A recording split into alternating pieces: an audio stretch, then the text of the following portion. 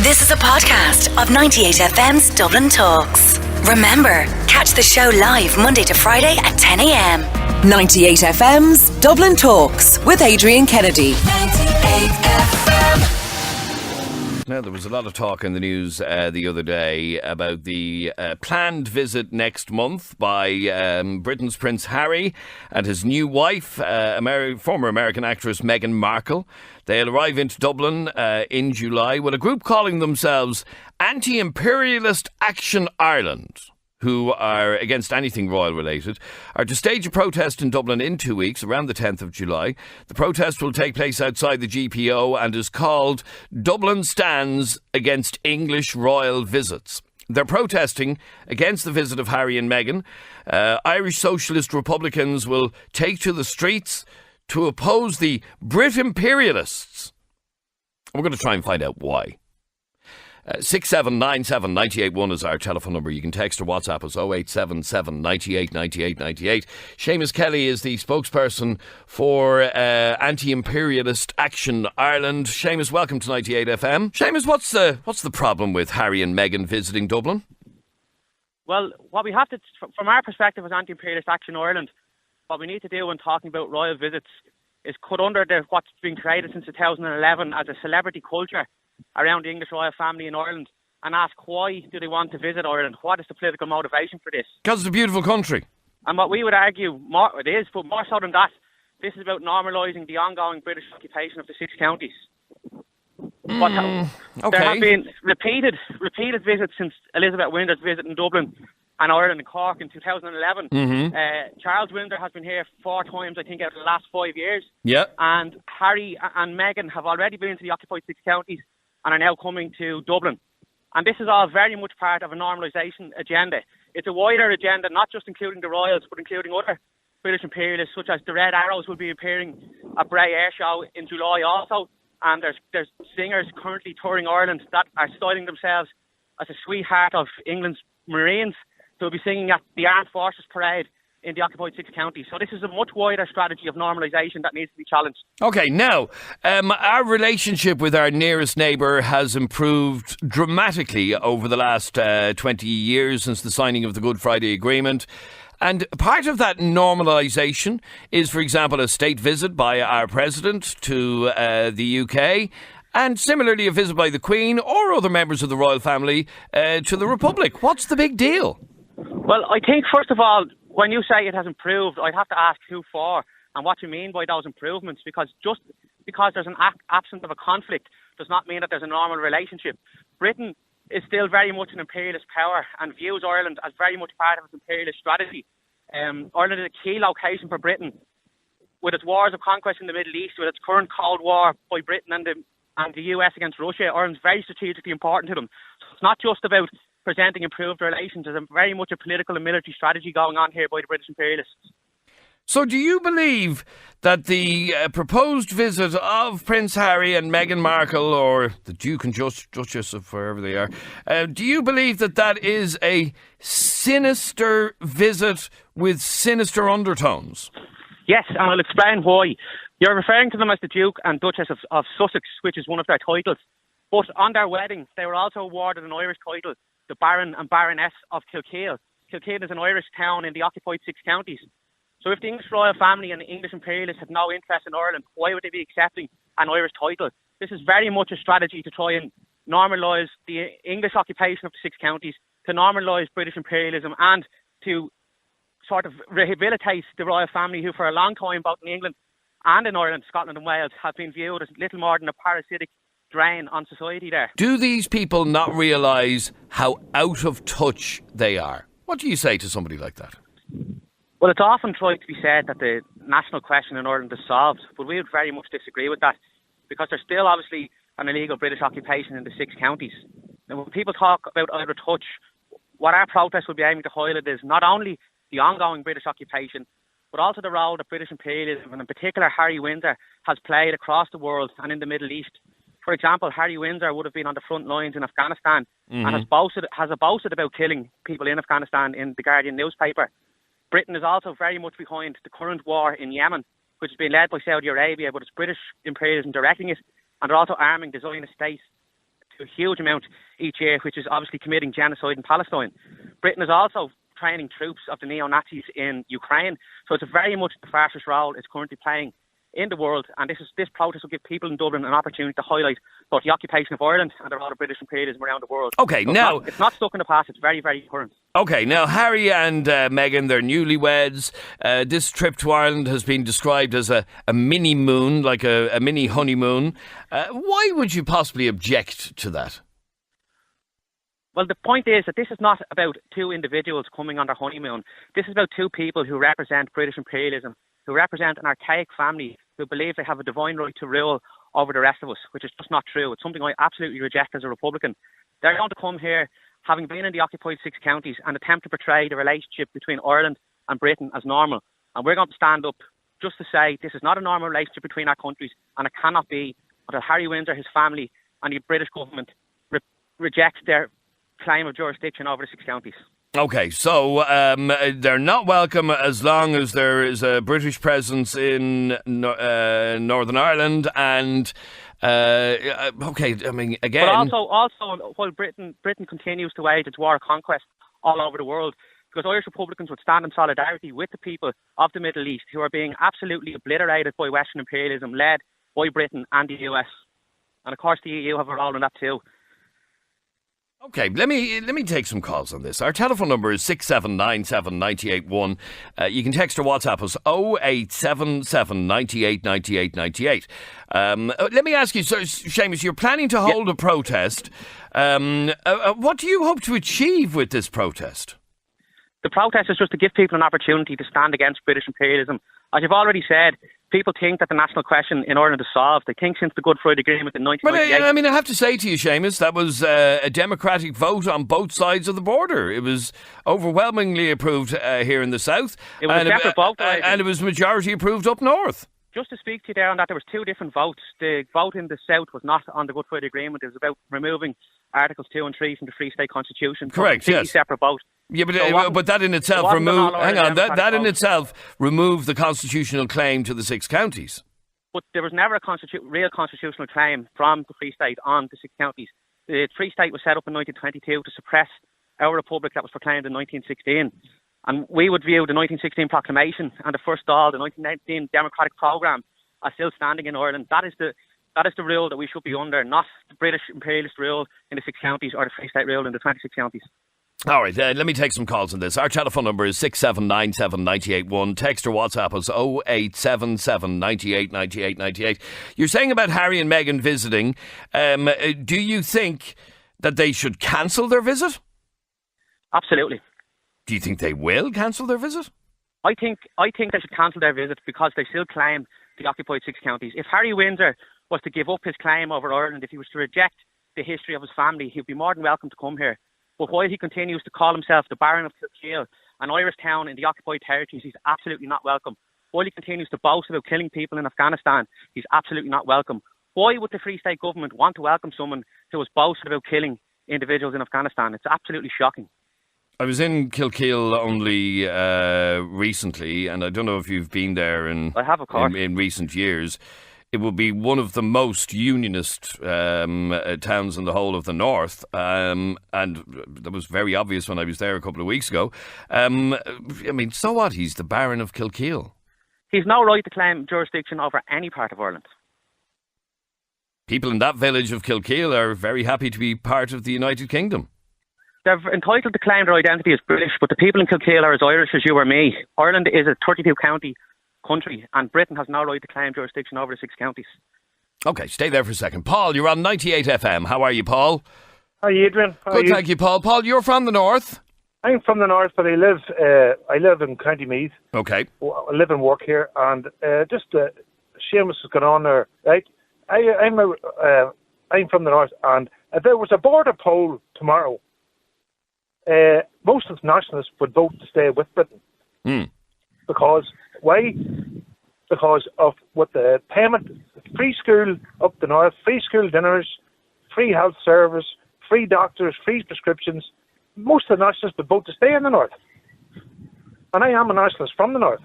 Does that sadden you, or does that make logical sense that for economic and financial reasons people would vote to remain within the UK? Well, that's up to everybody's own point of view, like, but it saddens me, like, you know, but that's just the way it is. Most people, like, I know people up there would say, I wouldn't want to go under Irish rule because we have to pay for everything. That's just the way it is. Now, recent opinion polls, Seamus, have shown that if there were a border poll up north, it wouldn't pass. Well, Adrian, the border poll is a red herring. It's part of the framework of the Good Friday Agreement. The last democratic vote in Ireland was taken in 1918 in the general election, and people overwhelmingly voted in support of the 1916 Republic, and that led to the establishment of Dáil Éireann. Okay, but I don't wish to hark back, but we are talking about 100 years ago. The demography, the demography of this island has changed dramatically in 100 years. But importantly, it was the last time that the Irish people got to vote as a single unit. The border poll, as you're describing, is an internal six-county settlement. It's only up for people in the 6 counties to vote on. So that can't be taken seriously as a way to solve the national question in Ireland.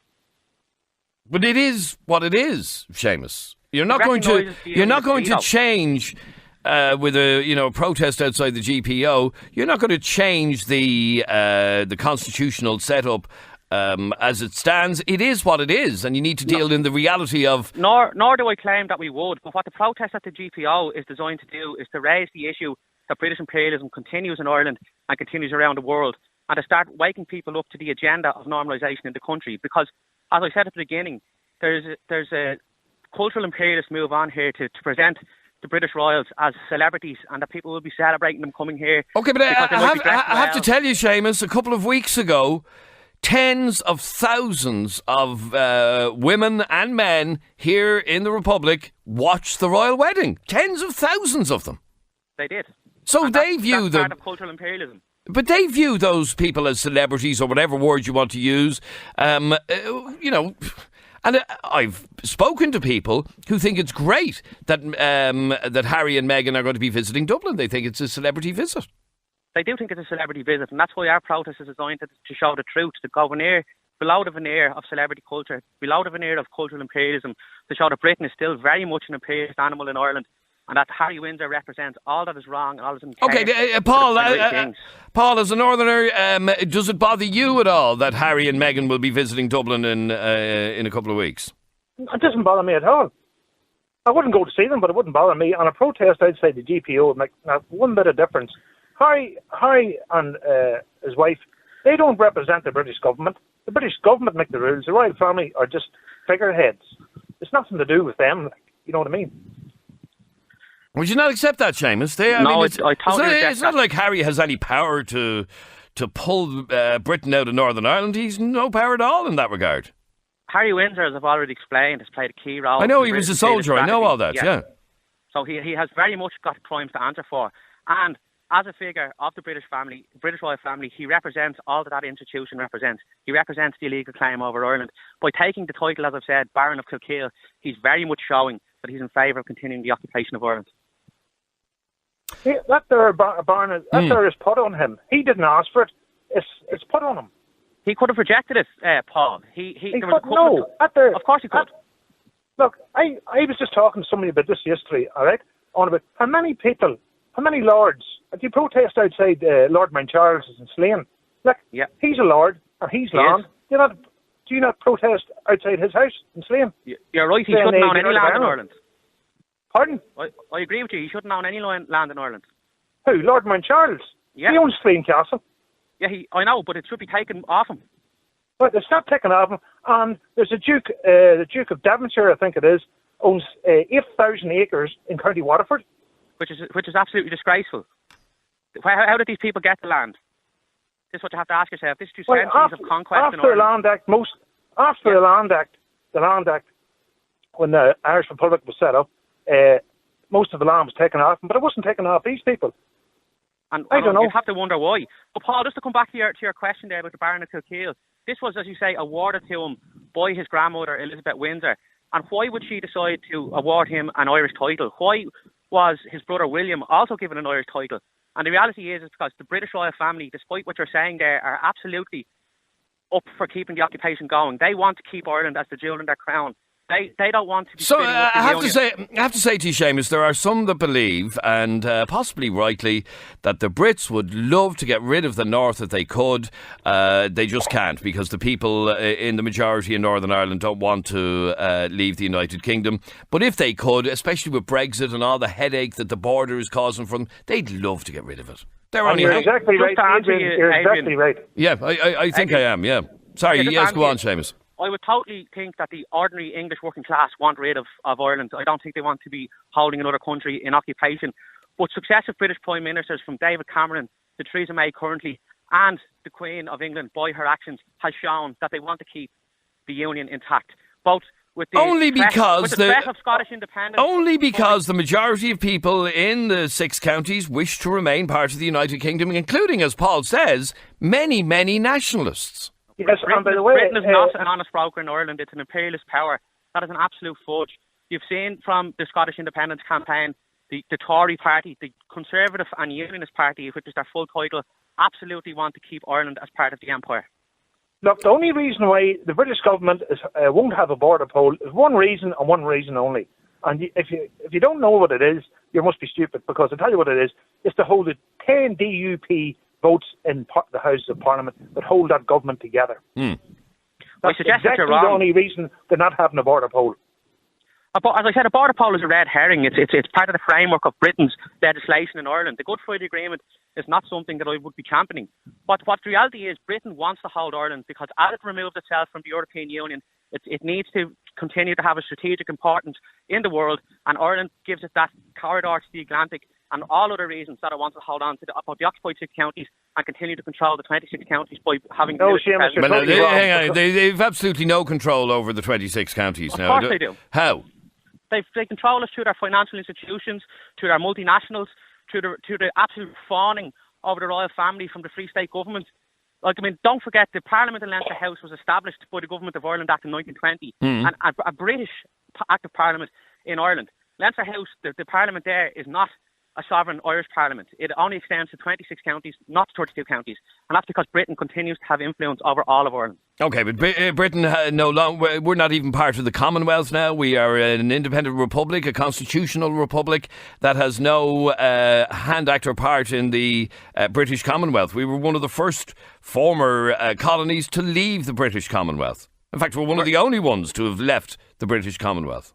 We're not a member of the British Commonwealth, but there is a very close relationship between the elite in the Free State and the British government. Okay, stay there for a second. Jason, you're on 98FM. How are you, Jason?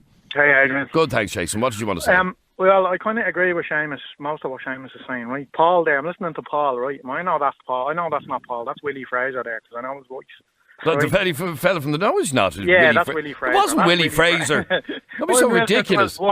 It wasn't Willie Fraser, for God's sake. Did you know, would Willie Fraser ever describe himself as a northern nationalist? Don't be so stupid now. Yeah. Very, very conniving, that man is. Go on, anyway, go on. Adrian, did you know that the Queen Elizabeth was actually bestowing upon Harry Windsor the title of... We've already discussed this, the Baron of Kilkeel. No. Connacht. What? She was giving them a title that was in Connacht. In Connacht? And she changed it at the last minute. She changed it at the last minute and gave them Kilkeel. Before he was getting the Baron of Kilkeel, she was giving them a title over Connacht. And they changed it. And that's the mindset of these royals. They still think they own Ireland. They still think Ireland is part of their imperial crown. Do you know what I mean? And it's not. Okay, let's talk about something as plain and simple as a newlywed couple, Harry and Meghan, planning to visit Dublin for a couple of days in July on a mini moon, they called it, a little small honeymoon. Let them keep it low key, do what they like. I'm not. But it won't be, by the mere nature of who they are, right. Him being a British prince, her being a Hollywood actress, it's not going to be low key, whether you like it or not. Right. Well, then they shouldn't, because exactly what Seamus said. Prince Charles himself, Commander-in-Chief of the Parachute Regiment. Do you know what I mean? Slaughtered 14 people in town. No, I know all that, but I don't know if you saw. I don't know if you saw. Hang on for 1 second, Jason. I don't know if you saw the welcome that he got in Cork last week. I did. Yeah. I did. Believe me, they can no longer call us Jack-ins anymore. Believe me, I did see that welcome. But so, so what? Brown Thomas flying the Union Jack. Do you know what I mean? You had a problem with that as well, did you? I did. When Barack Obama was here, did you have a problem with the American flag being flown? Well, you see, you're not real. Look, it's not about living in the past. It's about what these people represent. They're destroying Syria at the moment for their oil. That's what they're doing. They're bombing the crap out of people for their oil, right? And the Western media is turning a blind eye to it. What they're doing in Palestine, they're funding Israel. You know, the Balfour Declaration, they allowing Israel to occupy Palestine's land. Do you know what I mean? Slaughtering protesters just because they get too close to a fence. It's what they represent. That's what these people represent. And you think that applies obviously then to Harry because he's a member of that same family? Yeah. Adrian. Yes, Seamus, yes. Just to come in there, that man is making a very good point. One of the other things to talk about is the cost of this royal visit. You've mentioned there that because of who they are, because of what they represent, it cannot be low-key. And this state is in one of the worst housing and homelessness crises that it's ever known since its foundation. Yet there's going to be thousands, if not millions, spent on policing and securing Harry and Meghan while they're here, which is an absolute disgrace. That's coming out of my pocket, out of your pocket, out of everybody listening's pocket. And it's just not acceptable that while the British continue to occupy the north, while they continue to wage the wars of conquest across the world, that we would be paying for them to come here while our own citizens are lying and dying in doorways on the streets. OK, stay there for a second. Anthony, you're on 98FM. How are you, Anthony? I'm good, thank you. What did you want to say on this? I think the guys are kind of living a lot in the past. I mean, the royals are looked at quite differently these days, and I mean, they're going on about the Good Friday Agreement. They're going on about the founding of the state again 100 years ago. I mean, it's time to start looking to the future and not looking backwards. I mean, England, there are... Well, I know Seamus would say, if I want to look to the future, the future that I see doesn't involve British occupation of the 6 counties. That's the future he wants to see. Yeah. Well, again, they're looking to the past, and you have to be a bit of a realist. I mean, the 6 counties are, realistically, they're not going to be handed back. It's time to... I mean, the writing's on the wall there. It's not going to be handed back. There's not going to be a referendum on a border poll. There's not going to be a hand back. Seamus, the British occupation of the north is technically here to stay. Okay, so and Seamus, just one other thing, and this is another by the way. I genuinely don't know with the current, the current economy here in Ireland. I don't know if a lot of people down here in the south would even want the north back at this moment in time. But you see, these are red herrings because there has been polls after polls done that have shown that the people of Ireland want to be a single unit. In theory, yes. In theory, on paper, yeah. But in practicality, if you were to reunite the 6 counties with the 26, the northern economy could drag us down again. Well, we have a right as people to live free from imperialist oppression. It's not a pipe dream, and it's very not just Anthony. I think it's very much not in the past. It's a very live issue. The issue of British imperialism in the world is a very live issue. You might think that the question in Ireland is solved. I would disagree with you. But even for what they're doing around the world, as been said already in Syria, in Yemen, in Palestine, in Iraq and Afghanistan, why would you welcome somebody who believes that they have a divine right to rule from some supernatural power to this country while they're engaged in such activities? Adrian touched on it a few minutes ago, and he said that Harry has no power whatsoever. I mean, he is a state head. He's very much like our Michael D. Higgins, who is going around the world, visiting different countries and trying to get investment for this country. He has no authority, so to speak. But he represents Harry, same with all the other members of the royal family. They don't have any authority. They're not Theresa May. They're a head of state, but they're not head of government. They could not stop you there. That's not Britain quite out true. of the north of Ireland if they wanted to.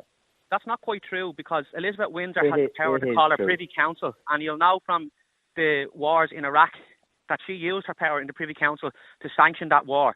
Many parliamentarians in Westminster didn't want to go to war, but Elizabeth Windsor made very clear to the government that the option was for war through the Privy Council. So it's an absolute nonsense to say that they do not have power. And it's an absolute nonsense to say that they couldn't reject their claim on the occupied 6 counties. Elizabeth Windsor, Harry Windsor, Charles Windsor, any of them can reject the history of their family and come out as a human being and say what's been done in Ireland is wrong and I reject my claim over it. And that would go a long way to improving relations. There has been much admission that what has happened in Ireland has been wrong by the British government. And I think of, for example, David Cameron and his apology for Bloody Friday, for example. That was only a couple of years ago. But they continue to claim jurisdiction over the 6 counties, so their apology is very hollow until they've renounced their claim in the 6 counties. Okay, stay there. Alan, you're on 98FM. How are you, Alan?